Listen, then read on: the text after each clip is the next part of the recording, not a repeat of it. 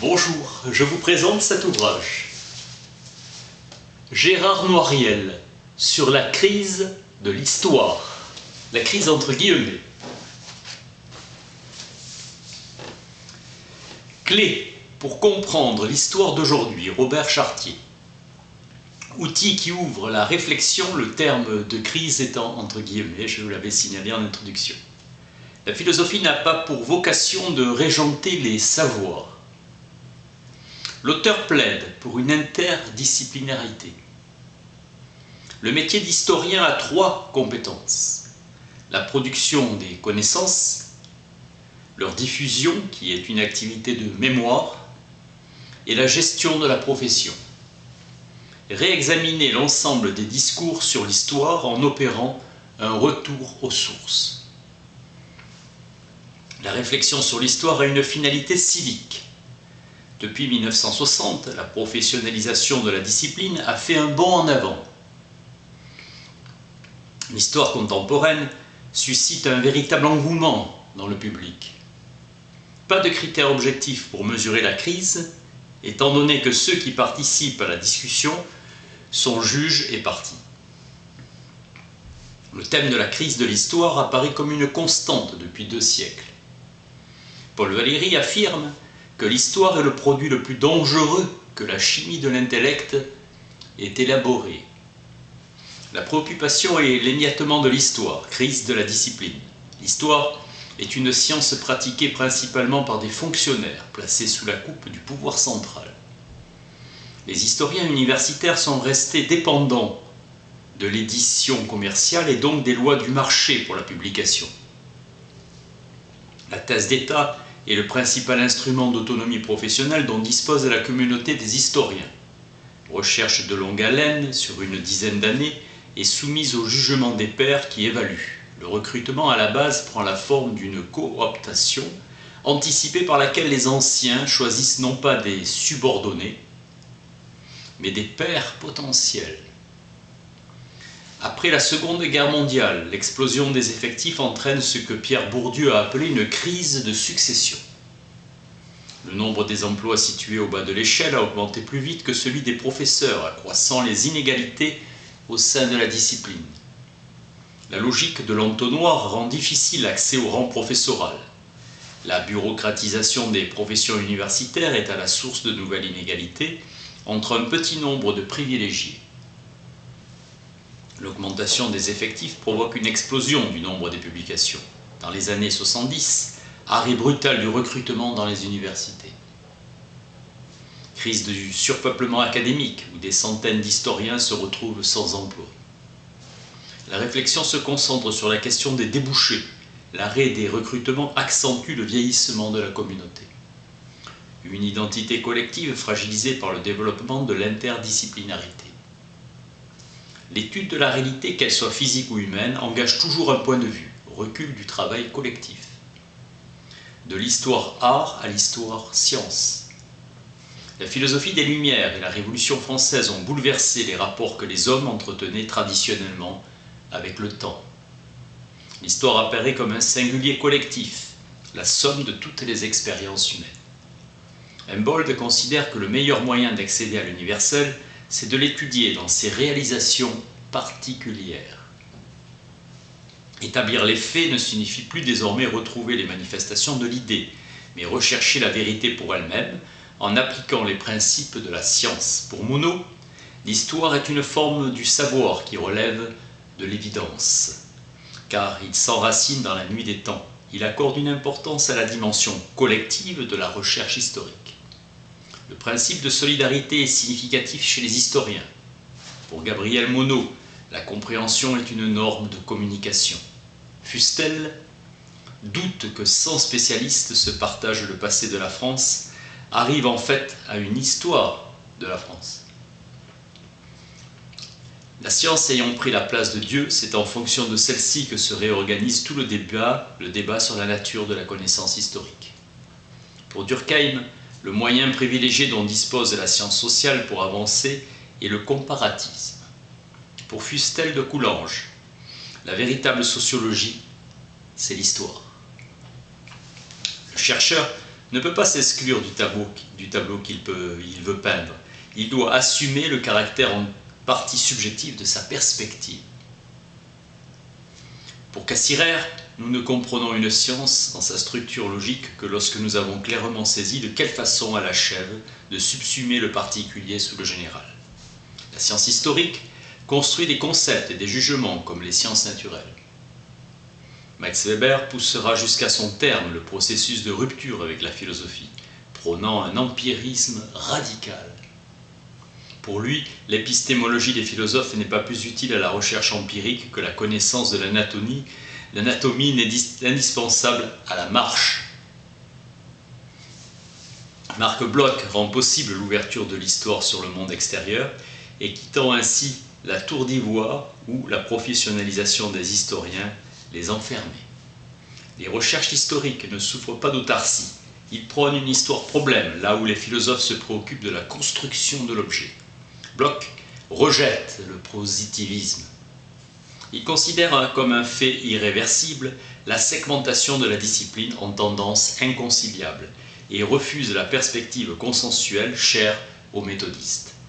Chaque historien doit faire l'analyse de la synthèse et non plus sous l'angle d'une coopération entre tous, et la synthèse non plus sous l'angle d'une coopération entre tous. Bloch distingue la communauté des savants, des citoyens et des hommes. Patriote, il n'a jamais affirmé que l'historien doit être au service de sa patrie.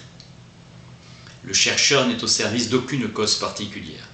Il fait du public le juge suprême, devant lequel il plaide la cause de l'histoire, afin que celui-ci puisse décider si ce métier mérite d'être exercé. Chaque individu apprécie le travail de l'historien selon sa classe sociale, sa famille, sa nation et son genre. Il s'efforce d'enrichir la mémoire collective de l'humanité tout entière.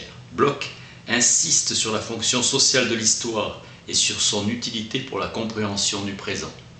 Braudel avait construit son raisonnement sur les structures diachroniques, de longue durée au détriment des structures synchroniques. Les temps courts. Claude Lévi-Strauss, chef de file du structuralisme, rejette ce postulat.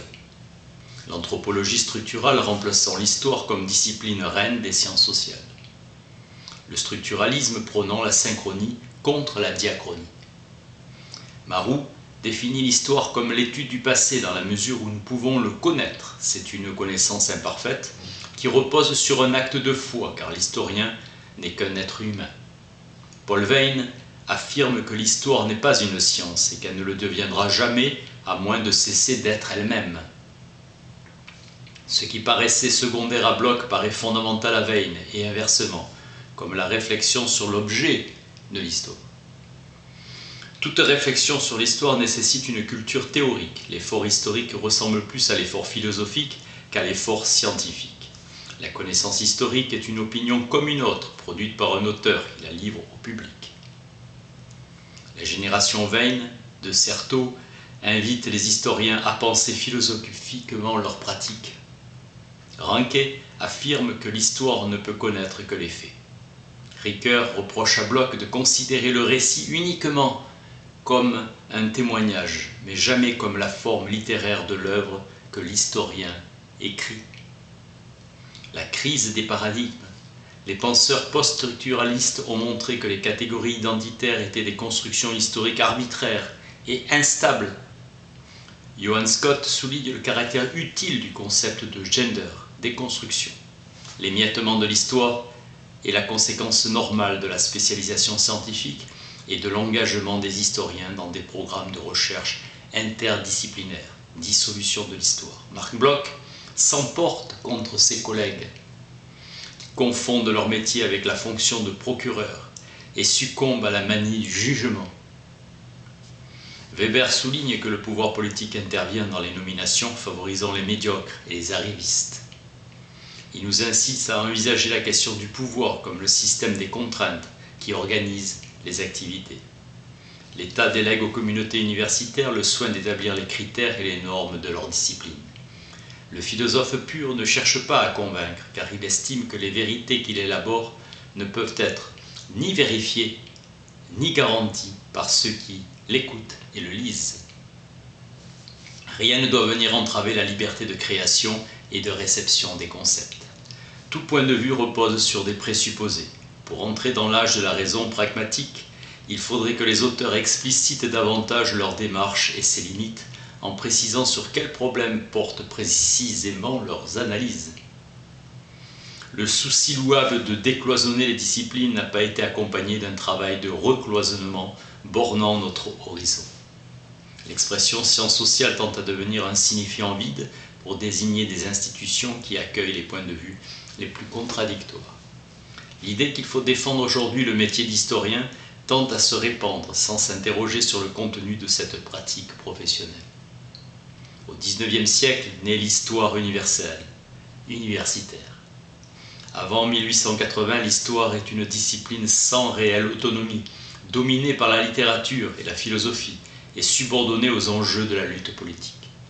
La recherche historique savante est accaparée par les érudits, hostiles à la République. Les thèses comme Michelet sur Plutarque fait 26 pages. Gabriel Monod note à propos de ses illustres prédécesseurs: ils sont presque tous autodidactes. Ils n'ont point eu de maître et ne forment pas d'élèves. La conquête d'une autonomie professionnelle après la Troisième République. Langlois et Seignobos proposent des règles d'analyse et d'efforts de synthèse. C'est dans la pratique du métier que la méthode peut progresser.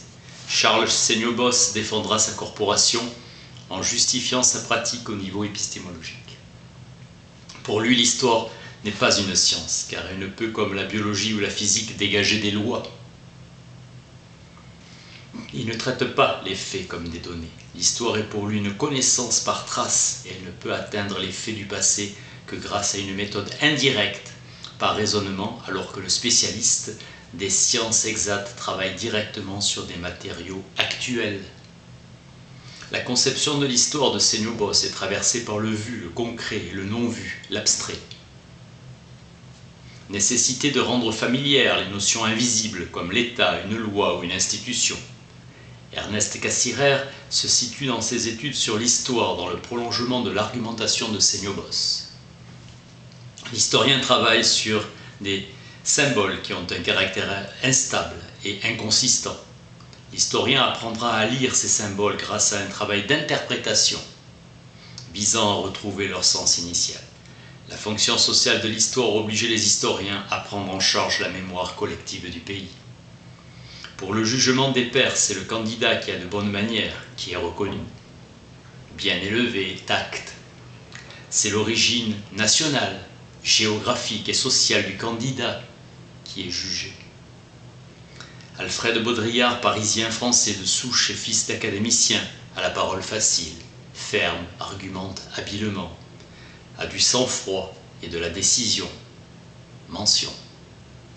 Les classes populaires sont discréditées à cause de leurs origines sociales, de même pour les provinciaux, accent, physionomie ingrate, rustique du terroir.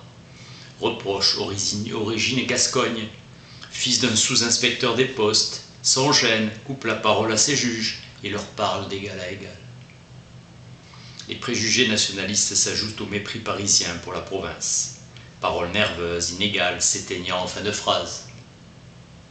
Culture de l'idéal républicain, de la modestie, sens du respect de l'autorité par souci de calmer par avance l'impatience professionnelle.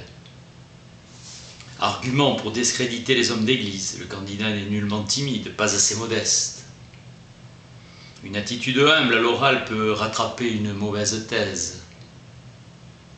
Le besogneux sera estimé plus érudit qu'historien. L'absence totale de prétention gagne la sympathie des juges. La modestie juge du style du candidat. Bon goût de choisir des sujets qui ne soient pas au-dessus des forces du candidat, limite assignée. Un candidat prétentieux sera remis à sa place. Détecter leur sincérité est une façon de tester leur fidélité au nouveau régime. Importance considérable du comportement, signe. Identification des individus par la physionomie. Discrédit sur les particularités physiques. Chez les bons candidats, le physique est en harmonie avec le reste. Un savant se reconnaît au timbre de sa voix. Problème des réputations et des relations sociales. Les comptes rendus de l'inspecteur d'académie de Paris fourmillent d'anecdotes. L'attribution des mentions fait polémique. Sans mention honorable et mention très honorable. C'est une preuve d'héroïsme de refuser la mention, le candidat le prenant comme une injure suprême des valorisations. Humiliation. La mention très honorable par accumulation est faite à l'unanimité, sans délibération. L'inspection abandonnera ce système. Évaluer les mérites d'un candidat, c'est toujours porter une appréciation sur son professeur. Le jury constitué de spécialistes fait la loi, soit très sévère, soit très indulgent. Une innovation dans la recherche historique n'est admise que lorsqu'elle a été intégrée au programme d'agrégation. Lucien Febvre définit la science comme un pur travail de l'esprit. L'historien nouveau s'est fait commerçant, en même temps que savant, publicitaire et gestionnaire de réseaux. L'historien doit produire des connaissances à caractère scientifique, ce qui suppose qu'il ait acquis au préalable une formation de chercheur certifié par un diplôme, la thèse de doctorat que seuls les spécialistes du domaine considéré sont habilités à délivrer. La méthode est le traitement de l'archive qui définit la science de l'histoire. La 4e de couverture présente l'auteur du texte, prière d'insérer depuis 1970. Décuplant son pouvoir de conviction, concurrence entre éditeurs qui recourent aux techniques publicitaires pour défendre leurs produits, séduire un public. Importance des éléments factuels, CV et qualifiants, son génie. Les quelques lignes du contenu du livre constituent l'enjeu stratégique numéro 1, la préface ou les scrupules de l'auteur. Elle engage celui qui parle et a pour but de valoriser le texte. Flaubert refuse de participer à ce travail promotionnel. Les philosophes écrivent depuis Hegel des préfaces pour dire qu'il fallait s'en passer. Les préfaces sont des exercices de justification et l'auteur en profite pour répondre aux critiques. Pour être perçu comme novateur, exemple des annales, par la communauté historienne et par le public, un projet historiographique doit conserver son autonomie sur le plan des idées, sur le plan des pratiques. La perspective pragmatiste permet de sortir de l'impasse en fournissant des éléments pour une nouvelle conception de la scientificité de l'histoire. Œuvrer pour une société historienne plus juste et plus égalitaire contribuera efficacement à l'enrichissement du savoir historique.